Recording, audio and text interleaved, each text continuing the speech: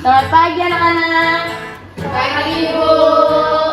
Gimana nih liburannya? Seru nggak? Mau libur lagi, Bu. 2 minggu masih kurang. Kurang banget. Kalian ini Kita nggak mau belajar kan, Bu?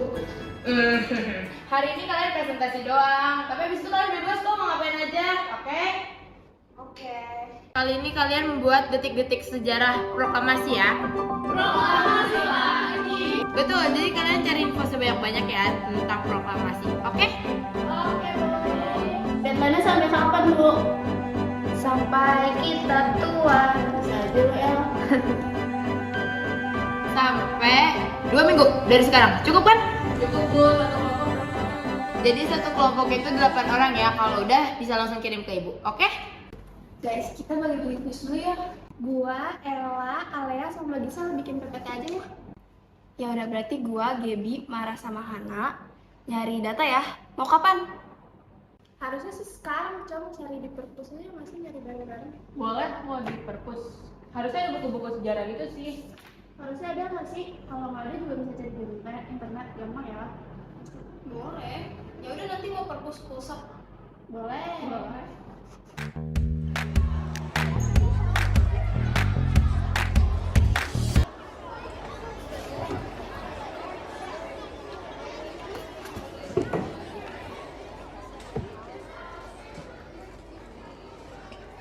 Guys, gue nemu nih.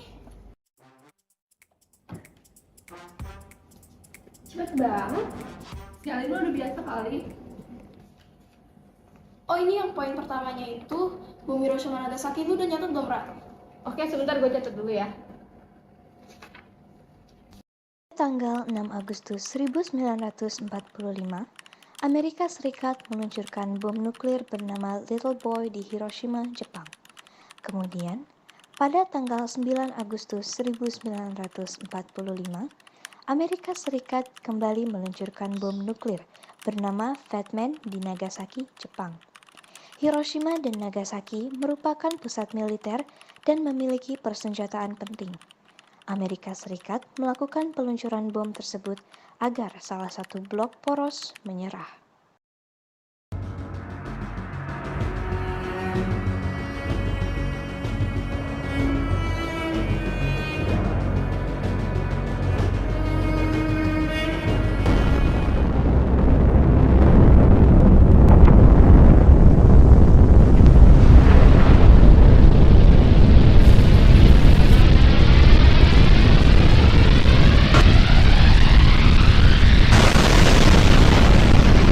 Pada tanggal 14 Agustus 1945, sayup-sayup angin berhembus di pekarangan Sultan Syahir yang tengah mendengarkan radio. Perasaan yang awalnya damai mendadak runtuh.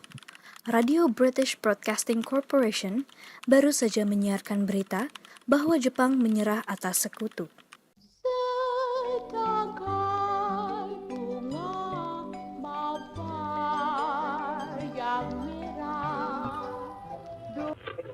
After 4 days of patient waiting for Japan's final word of surrender, the eager crowds in London got their reward. Japan has today surrendered. Saya harus memberitahukan ini kepada kelompok utara. Kalau Jepang sudah menyerah atas sekutu. Setelah mendengar berita bahwa Jepang menyerah atas sekutu, Sultan Syahir langsung menuju ke markas kelompok bawah tanah. Saya bawa berita penting. Ada apa, Bung? Nippon telah kalah atas sekutu. Beberapa hari lalu, Nagasaki dan Hiroshima telah dibom. Ini kesempatan kita untuk melepaskan diri dari Jepang, Bung. Kita harus segera memproklamirkan Indonesia, Bung. Saya tahu, tapi golongan Tom pasti menolaknya dengan mentah-mentah. Mereka memang antek-antek Nippon. Jangkrik. Bu, bagaimana dengan Bung Karno dan Bung Hatta? Bung Karno dan Bung Hatta adalah urusan saya.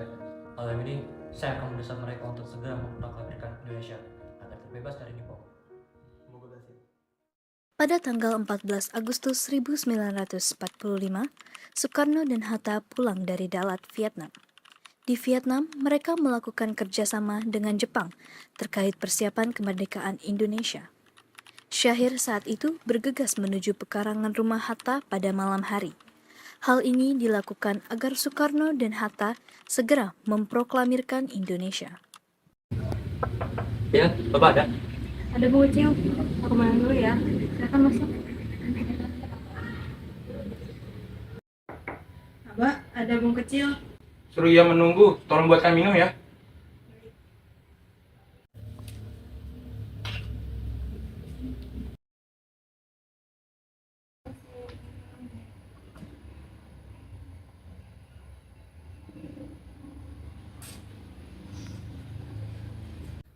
Ada perlu apa sih, Akre? Jadi gini, Bung. Tanggal 6 dan tanggal 9 Agustus yang lalu, Hiroshima dan Nagasaki telah dibom. Kita harus menolak kemerdekaan dari Nippon. Buktikan pada dunia, kita bisa berdiri sendiri. Ini adalah kesempatan kita untuk memproklamirkan kemerdekaan Indonesia. Baik, akan kubicarakan pada PPKI. Apa lagi, Bung?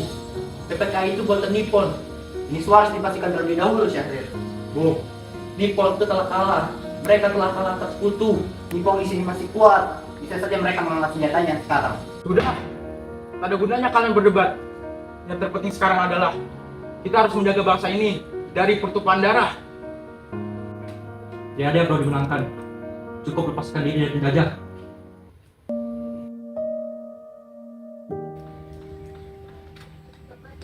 Bagaimana, Bung? Mereka masih menunggu putusan dari PPKI.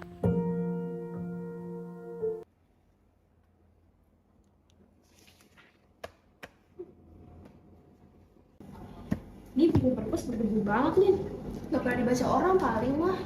Ra, lu udah nyatet sampai mana? Sampai Syahrir kesel sama perusahaan Soekarno-Hatta sih, Lin. Oke. Kalian mau nginep di sini? Emang sekarang jam berapa? Udah 1:05 nih. Ayo udah pulang. Iya, ngomongin di grup ya nanti. Oke.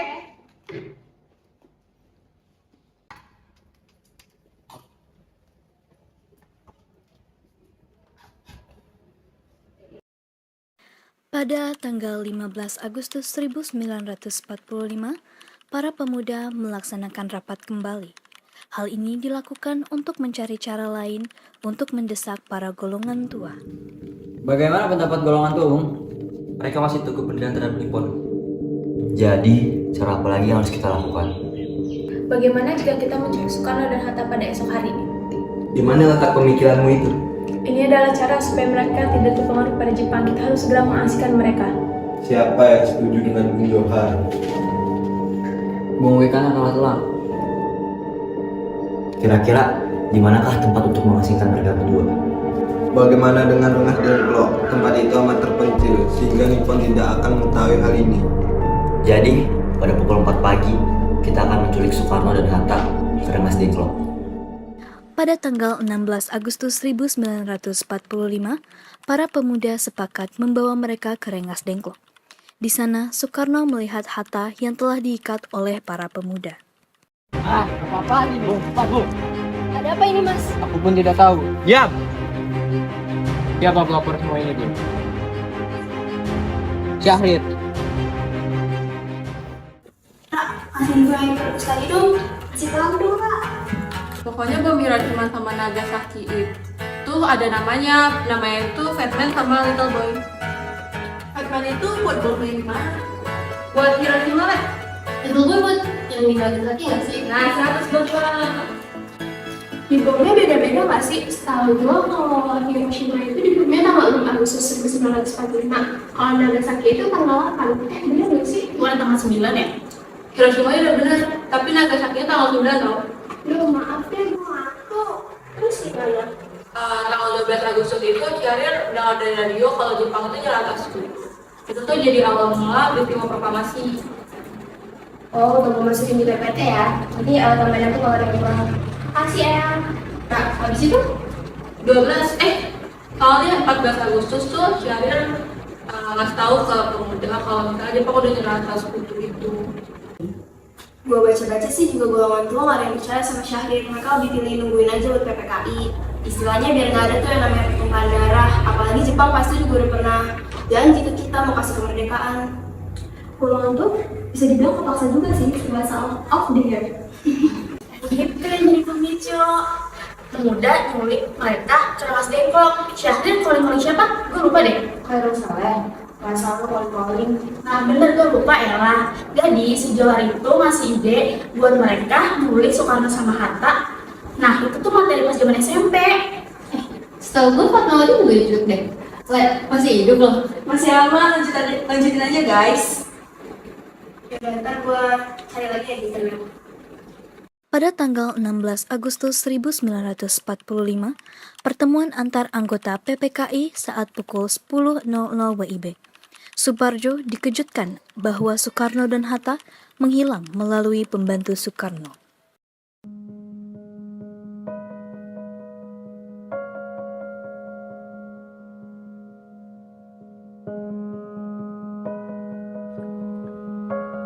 Assalamualaikum, Bung Karno. Waalaikumsalam, Pak. Mencari siapa? Maaf Bu, apakah ada Bung Karno di dalam? Maaf, Pak, Bapak sudah tidak ada dari semalam. Sejak tadi malam. Ya, Pak, bahkan Ibu Fatmawati sudah tidak kelihatan dari tadi pagi. Baik, terima kasih atas informasinya. Bagaimana dengan Bung Hatta? Pak, saya sudah menghubungi rumah Pak Hatta, namun yang menjawab hanya Mutia, anaknya. Ia bilang bahwa Pak Hatta juga menghilang sejak tengah malam tadi. Hei! Ada apa, Pak? Ini pasti perbuatan golongan muda. Ayo kita cepat selidiki. Baik, Pak. Setelah mendapati kedua tokoh penting itu menghilang, Suparjo beserta sekretaris pribadinya langsung menemui Wikana. Subarjo mengetahui bahwa Wikana merupakan salah satu pemuda yang turut mendesak kemerdekaan Indonesia. Saat kemudian, Subarjo mengetuk pintu rumah Wikana. Hei Bu, ada apa? Apa kamu melihat Bung Karno dan Bung Hatta? Hei Bu, jangan terbaru begini. Minum dahulu. Bung Karno dan Bung Hatta sudah bilang sejak tadi malam. Kamu pasti mengetahui satu kan Wikana? Aku tidak tahu apa-apa, Bu. Jangan menggok waktuku, Wikana. Di mana mereka sekarang? Baik, apa yang ingin Bung tahu? Di mana mereka? Itu rahasia para golongan muda, Bu. Mereka aman di luar Jakarta sana.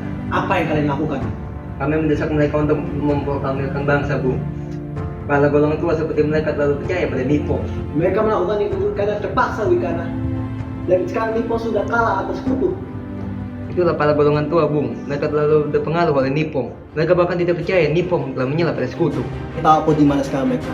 Aku ingin bicara pada mereka tentang berita sebenarnya. Dan aku bisa yakinkan ini pada kalian. Proklamasi akan diadakan di Jakarta secepat mungkin. Asalkan Bung Karno dan Bung Hatta kembali. Jaminan apa yang akan Bung berikan? Nyawaku. Matahari tampak terik di atas kepala. Subarjo, Wikana, dan sekretaris pribadinya menuju ke Rengas Dengklok pada siang hari. Mereka sampai di rumah seorang petani bernama Jiao Ki Siong. Rumah yang tampak sederhana dan terpencil di Rengas Dengklok, Karawang.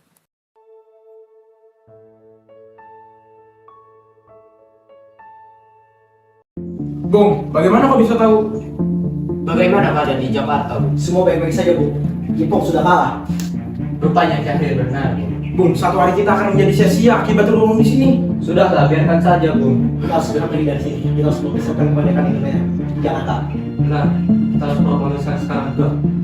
Bung Edan, mohonmu tidak masuk akal. Jika kalian ingin Indonesia merdeka, maka lepaskan mereka berdua. Kita akan berangkat ke Jakarta untuk mempersiapkan kemerdekaan Indonesia di sana. Jika gagal, tembaklah diriku. Sudah kuingat janjimu, Bung. Mas, ada apa? Kita akan kembali ke Jakarta. Kamu akan diantar oleh Yusuf. Lantas bagaimana dengan dirimu? Aku dan Hatta masih ada urusan dengan para golongan. Baiklah, hati-hati, Mas. Gede. Bung, sudah waktunya, Bung. Sudahlah, tinggalkan saja Bung Karno. Maaf, kita fokus kembali. Guys, gue ada info. Kalau Subarjo itu ternyata dia nyari Soekarno-Hatta buat sidang PPKI. Ngebahas tentang? Persiapan kemerdekaan Indo tanggal 24 Agustus 1945. Oh gitu, Lin. Terus Subarjo ketemu sama mereka nggak? Ketemu kok. Orang Wikana, dia juga sama ketemu Wikana. Buat nyari keberadaan si Soekarno-Hatta tuh di mana. Gue baca juga pas perdebatan panjang nih si Mura udah gak ngadain rapat lagi seputar kemerdekaan yang udah dirancang. Dikarenakan Jepang udah harus tunduk sama sekutu. Akhirnya Soekarno sama Hatta mau deh nyusun proklamasi. Mereka dibawa ke rumah Laksamana ya dah. Isi-isi gitu gak sih? Nah makanya gue juga berpikir demikian. Ya udah gue cari info ya tentang Laksamana Maeda. Besok bahas aja di sekolah. Oke. Selama beberapa jam menempuh perjalanan, akhirnya ketiga tokoh penting itu sampai di rumah Laksamana Maeda. Soekarno, Hatta, dan Subarjo sebagai perwakilan golongan tua. diiringi dengan para pemuda Indonesia yang mengawal pergerakan di belakang mereka. Laksamana Maeda memiliki kantor yang ia percayakan pada Subarjo. Rumah Laksamana Maeda dinilai memiliki keselamatan yang aman bagi para tokoh bangsa saat itu. Hal ini dikarenakan Laksamana Maeda dulunya merupakan seorang angkatan laut yang telah mengerti permasalahan di Jawa. Siapa ya? Ini temannya Tuan Maeda, Senatio.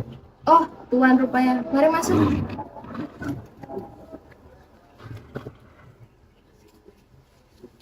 Selamat datang Tuan Soekarno, Tuan Muhammad Hatta, dan Tuan Subarjo. Mari, Bu. Saya tinggal dulu ya. Kalian bisa menggunakan rumah saya untuk menulis teks proklamasi. Keamanan kalian terjamin oleh saya. Bu, Tuan Maeda ini bisa percaya. Dia suka suasana di sini. Terima kasih banyak, Tuan Maeda. Kami berhutang budi pada Tuhan. Tidak apa-apa, silakan. Apa saja yang kalian perlukan? Apa ada kertas dan pulpen, Tuan? Baiklah, jika ada yang diperlukan, panggil saja Tuan.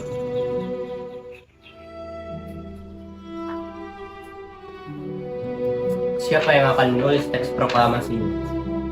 Kau sajalah. Hatta, bahasamu yang paling bagus di antara kami bertiga. Kau ini selalu saja.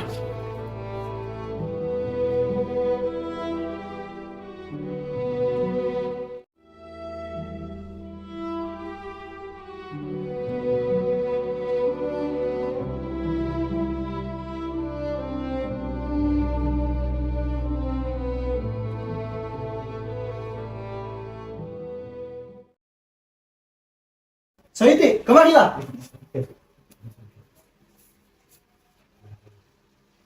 Ada apa, Pak?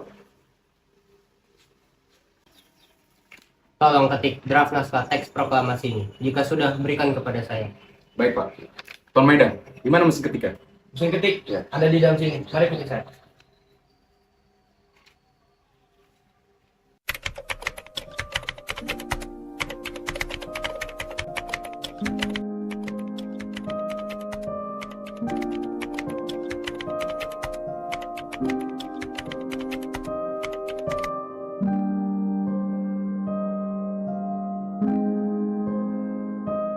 Bung, siapa yang akan tanda tangani naskah proklamasi ini? Tidak mungkin kita semua, Bung. Kertas ini tidak akan muat, Bung. Gimana kalian aja yang tanda tangannya? Lagian cuma buat perwakilan saja kok.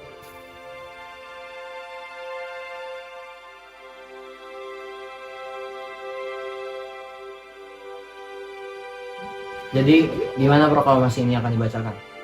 Bagaimana dengan lapangan Ikada? Jangan, banyak tentara Jepang di sana. Lagi pula, saya takut akan ada pertumpahan darah lagi. Oh iya, apa ada saran lainnya? Bagaimana dengan pekalangan Bung Karno? Tempat itu cukup untuk orang-orang sekitar, tapi tidak terbuka seperti lapangan di Kadel. Siapa yang setuju dengan Wikana? Saya, Bung. Terima kasih Wikana atas pendapatnya, dan terima kasih juga kepada Tuan Maeda telah mengizinkan kita untuk singgah di rumah ini. Proklamasi akan diadakan di rumah saya esok pagi pukul 10 dan selambat-lambatnya pukul 12 siang. Selamat, Bung. Kita merdeka, Bung. Selamat, Bung. Merdeka, Bung. Selamat, Bung. Merdeka, Bung. Setelah berkutat dengan naskah proklamasi di rumah Laksamana Maeda, mereka mendapatkan hasil akhir, yaitu pelaksanaan proklamasi diadakan di pekarangan rumah Soekarno, tepatnya di Jalan Pegangsaan Timur nomor 56 Jakarta. Dini hari tanggal 17 Agustus 1945, para golongan tua dan golongan muda kembali ke rumah mereka masing-masing.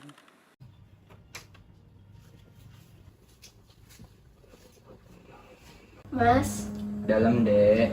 bagaimana urusan dengan pemuda? Apa sudah selesai? Mengapa kamu pulang selarut ini? Untuk hari ini sudah, tapi esok pagi proklamasi akan diadakan di rumah. Mas sakit? Hanya batuk biasa. Bolehkah aku meminta satu permintaan? Apa itu? Karena esok pagi teks proklamasi akan dibacakan di rumah ini. Para golongan muda dan golongan tua sepakat untuk mengadakan pengibaran bendera. Bisakah kamu menjahitnya, Dek? Nggih Mas, akan aku jahitkan. Kira-kira apa nama bendera ini? Sang Saka Merah Putih.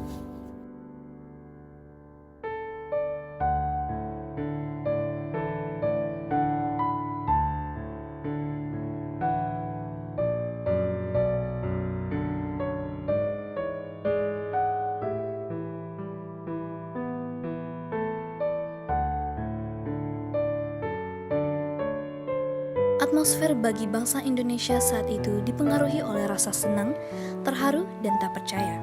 Burung-burung turut berkicau, daun-daun turut menari, hiruk-pikuk rakyat terdengar di pekarangan rumah Soekarno. Semua orang bercakap-cakap mengenai proklamasi kemerdekaan. Insinyur Soekarno masih bersiap di dalam sana. Selain bersiap untuk menemui rakyatnya, ia juga bersiap untuk melepaskan diri dari penjajah. Hari Jumat, tanggal 17 Agustus 1945, bertepatan dengan bulan Ramadan, dilakukannya pembacaan proklamasi sebagai tanda bahwa Indonesia terbebas dari penjajahan. Bacimu, Mas.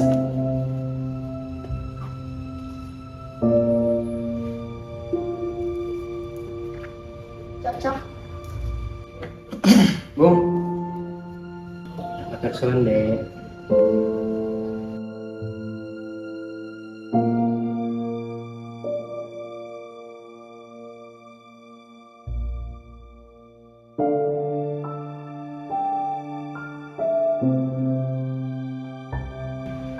Assalamualaikum warahmatullahi wabarakatuh. Di pagi yang cerah ini, saya Soekarno dan rekan saya Hatta mengajak saudara-saudara semua untuk menyaksikan peristiwa yang sangat penting bagi bangsa ini. Bertahun-tahun kami memperjuangkan kemerdekaan dan beratus-ratus tahun pula para pejuang melakukan aksi tak henti-hentinya. Musyawarah dan perdebatan panjang.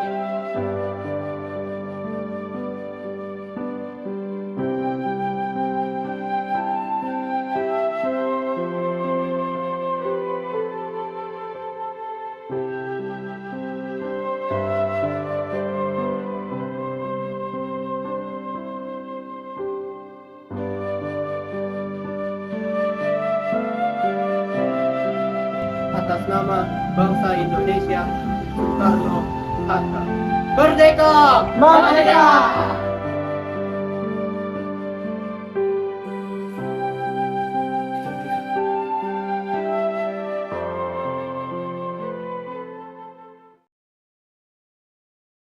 Guys, setelah nyelam 3 hari, akhirnya gue nemuin sesuatu. Apaan tuh?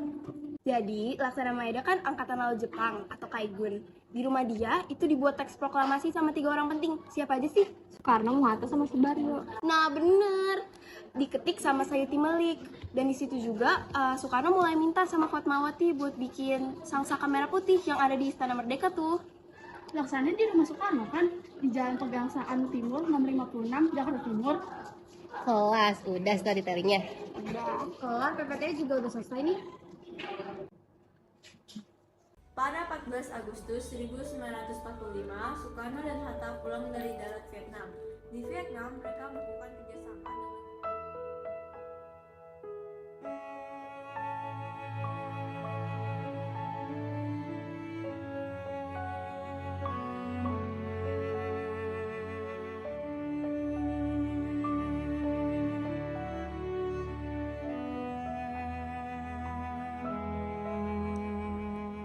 Kesimpulan dari presentasi kali ini adalah bahwa peristiwa proklamasi ini adalah peristiwa yang sangat penting untuk kehidupan bangsa dan bernegara. Soekarno pernah berkata bahwa bangsa yang besar adalah bangsa yang menghargai jasa para pahlawannya. Oleh karena itu, kita sebagai pelajar juga harus mengetahui peristiwa penting seperti proklamasi ini. Merdeka! Merdeka! Jadi seperti itu teman-teman, detik-detik proklamasi. Ingat ya! Terima kasih teman-teman yang sudah mendengarkan. Kurang lebihnya dari kami, mohon maaf jika ada kesalahan. Terima kasih semua.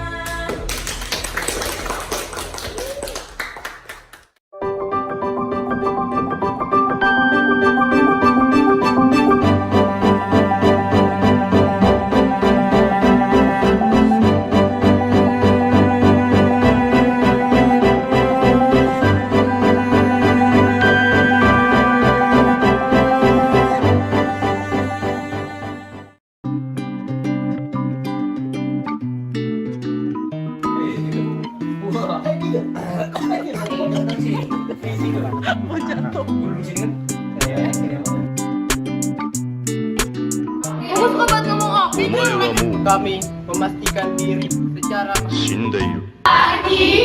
Kenapa sih proklamasi lagi? Akhirnya Indonesia merdeka. Boom.